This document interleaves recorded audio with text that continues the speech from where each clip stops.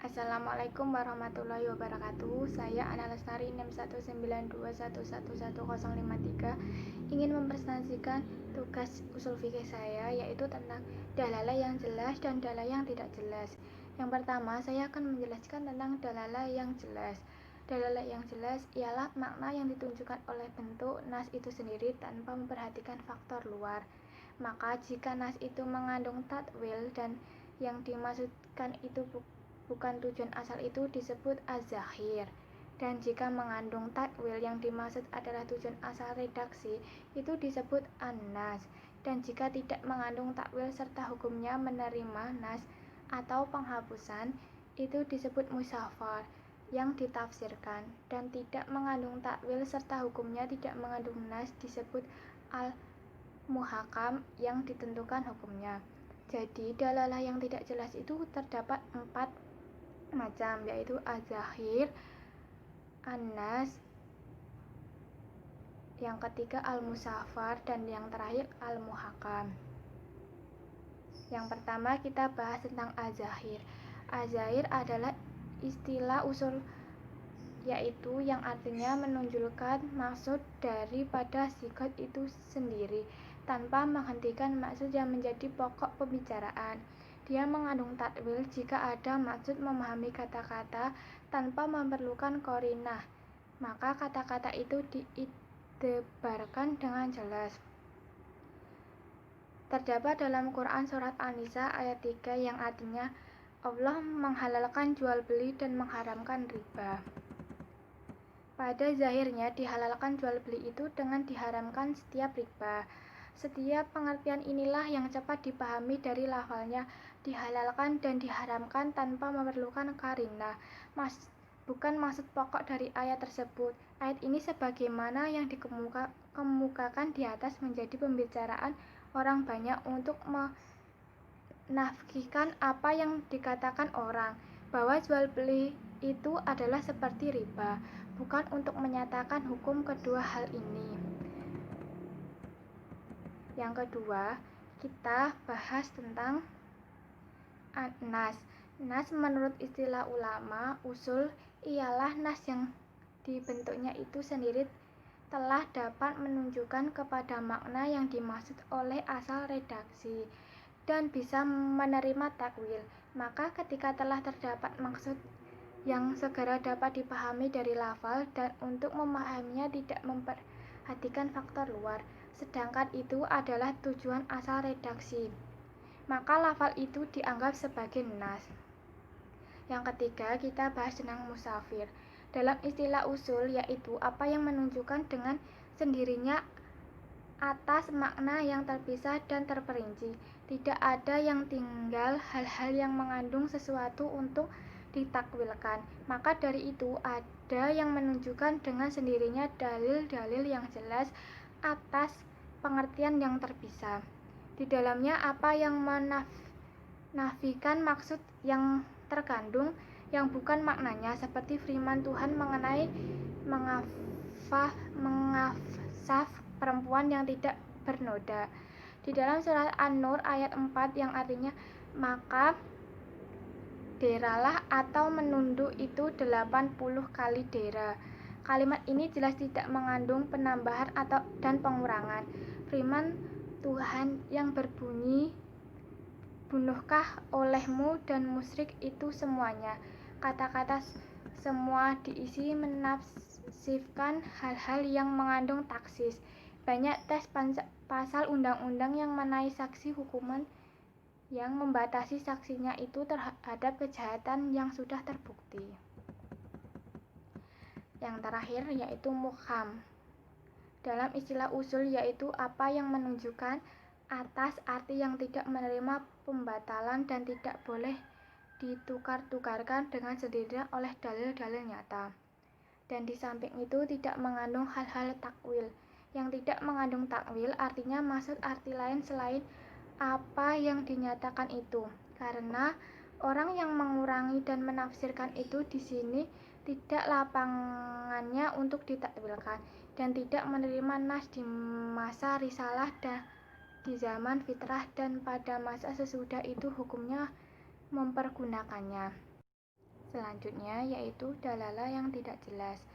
Nas yang tidak jelas dalalahnya yaitu nas yang bentuknya itu sendiri tidak bisa menunjukkan kepada arti yang dimaksud daripadanya. Bahkan untuk memahami maksud daripadanya itu diperlukan faktor dari luar. Jika nas atau dalil itu bisa dihilangkan kesamarannya dengan jelas, jalan meneliti dan melakukan ijtihad, maka dalil itu disebut al-kafi atau al-muskil.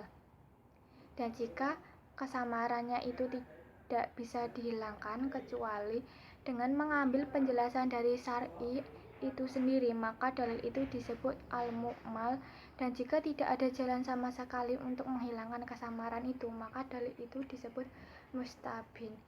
Dengan begitu, bagian nas yang tidak jelas terdapat menjadi 4 menurut para ulama, yaitu al-kafis,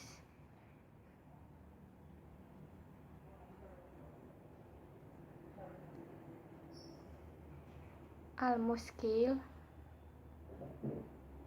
al-mujmal, dan al-mustahbin. Yang pertama kita bahas tentang al-kafi. Menurut ulama usul, ialah lafal yang menunjukkan kepada artinya secara jelas, tetapi dalam menerapkan artinya itu kepada sebagian dari beberapa person merupakan macam yang samar dan tidak jelas. Yang untuk menghilangkan kesamaran dan tidak kejelasan itu merupakan upaya berpikir secara mendalam. Maka demikian lafal itu dianggap samar apabila dihubungkan kepada sebagian dari beberapa person itu. Yang kedua yaitu musyakal. Dimaksud dengan istilah usul ialah lafal yang tidak menunjukkan dengan zigatnya tentang apa yang dimaksudnya itu, tapi tidak dapat qarinah luar yang menerapkan apa yang dimaksudnya itu. Qarinah ini masih dalam pembahasan sebab tersembunyi dalam persembuhannya itu bukan dari lafal itu sendiri, tapi masih diragukan.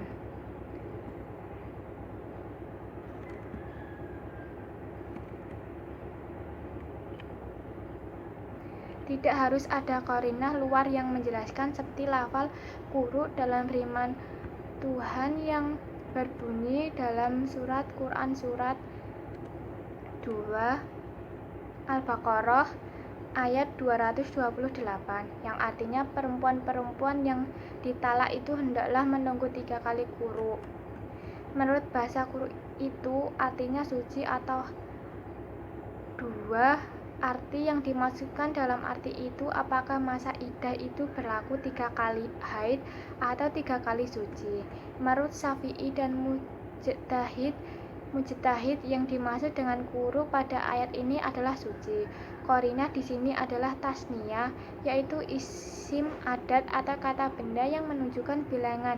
Di sini menunjukkan atas bilangan yang tersebut yaitu suci bukan haid. Menurut mazhab Hanafi dan sebagian mujtahid yang lain, dimaksud quru pada ayat ini ialah haid. Yang ketiga yaitu mujmal.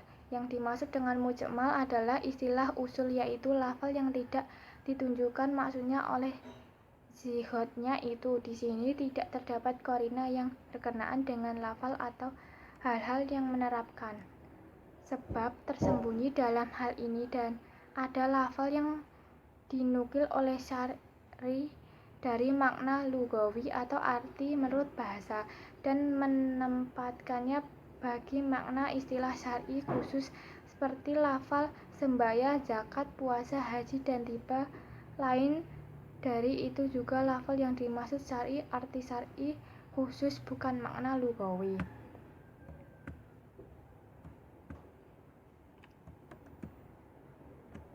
Yang terakhir yaitu mustahzabi. Yang dimaksud dengan mustahzabi adalah istilah usul, yaitu lafal yang tidak ditunjukkan oleh lafalnya itu sendiri kepada maksud itu dan tidak terdapat qarinah luar yang menerapkan. Di sini syar'i dipengaruhi oleh ilmunya, bukan mentadfirkannya. Dengan pengertian ini tidak satu juga mustahbih itu yang terdapat pada nas yang berkenaan dengan tasrih lafal mustahabi itu tidak terdapat dalam ayat-ayat hukum dan hadis-hadis hukum. Tidak ada jalan untuk mengetahui maksudnya. Hanya terdapat pada tempat-tempat lain dari nas-nas itu, misalnya pada huruf potong yang terletak pada permulaan surat a, la, ma, ko, so, ha, ma. Misalnya ayat-ayat yang menerapkan bahwa Allah serupa dengan makhluknya dalam hal mempunyai mata, tangan, dan tempat. Misalnya firman Tuhan yang berbunyi, tangan Allah di atas tangan mereka, dan bikinlah kapal itu dengan mata kami dan wahyu kami.